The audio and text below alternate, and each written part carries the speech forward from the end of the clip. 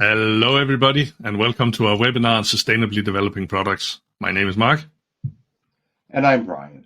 We're both from Aspire Innovation, the world's smallest global consultancy helping manufacturers get from idea to sustainable profit.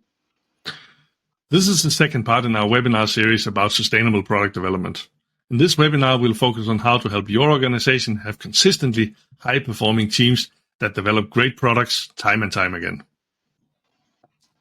We hope you'll find this webinar informative and engaging. You're always welcome to contact us for more information. We're happy to discuss your challenges over a virtual cup of coffee.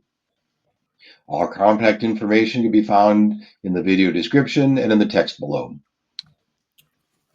In every organization where we work, teams feel overworked and underappreciated. This stress leads to lowered productivity and higher turnover, but it doesn't need to be that way.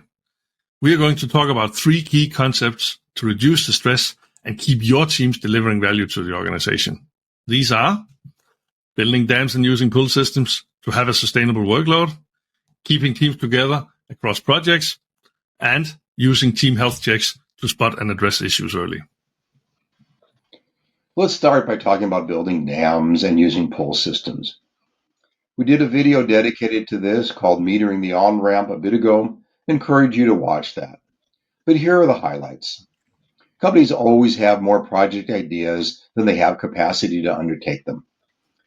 Almost all of these ideas are worth doing on their own, and management wants to get them done and often feels that the best way to get them finished is to get them started. But by starting all of them, it leads to a traffic jam in the execution system. It also leads to frequently changing priorities and long lead times to accomplish absolutely anything. Unclogging the system is all about flow.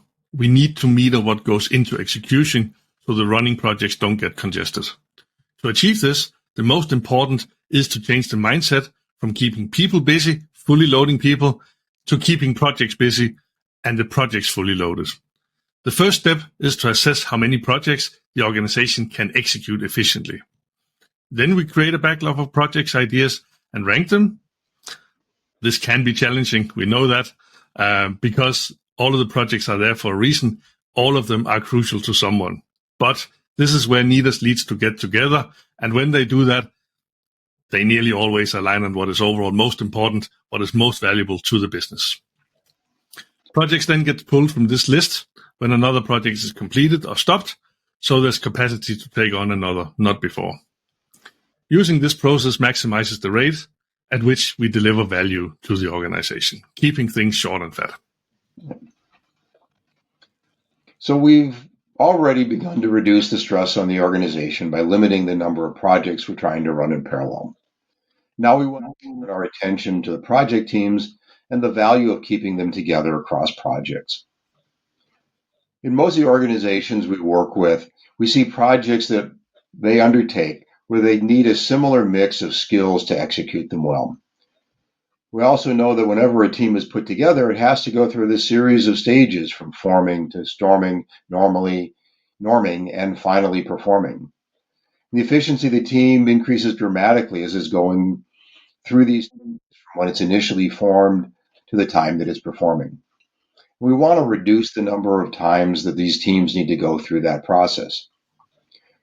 In addition to the low productivity of new teams, there's a lot of stress just going through those norming and storming stages. Indeed. And keeping the teams together has other benefits as well. Often the people most critical at the beginning of a project are not needed as much when it winds down. Keeping the team together allows the key early contributors to prepare the next project while the current one is completing.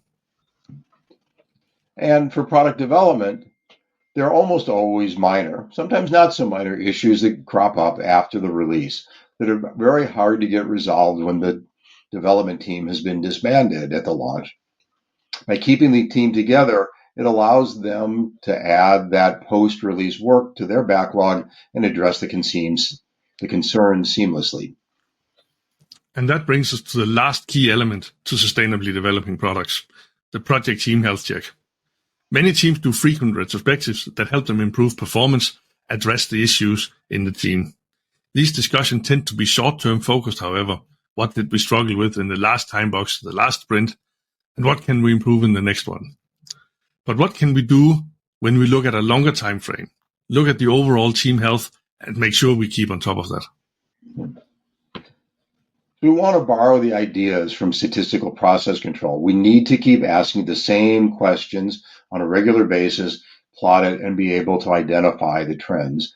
So we need to have a set of questions that we can respond to in some sort of at least quasi-quantifiable scale. When we do this, as I said, we can spot those trends. We can also find outliers. We can identify people that maybe feel differently from the rest of the team. If we just collect qualitative feedback, we can't identify those trends. We recommend asking about 6 questions in the form of statements and ask people whether they agree or disagree with them, like using a Likert scale.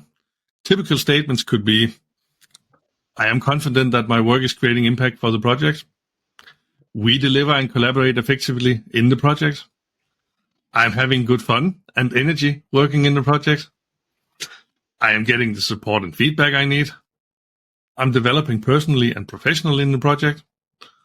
All in all, the project is executed more effectively and with more focus and impact than other projects. In most organizations, all the attention of management is on the progress of the project. And notice that none of these relate to the actual progress on the projects.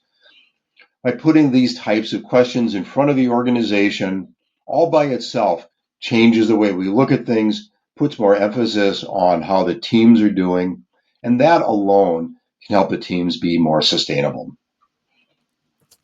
We hope you enjoyed this webinar and learned something new about building sustainable high-performing teams. We also hope you feel inspired and motivated to apply some of these approaches to your own projects and make a positive difference in the world. Thank you for joining us and for your participation. We'd love to hear from you and support you in your sustainability journey. Contact us to let us know how your sustainability journey is going or with questions about how to get started. Have a great day and stay safe and healthy. Goodbye for now. Goodbye until next time.